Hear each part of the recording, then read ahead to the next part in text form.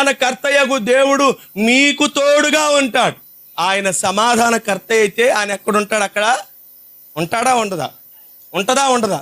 ఆయన సమాధానకర్తకు అధిపతి అయితే ఆయన ఎక్కడుంటాడు? అక్కడ సమాధానం ఉండిద్దా? ఉండిద్ది కాదు.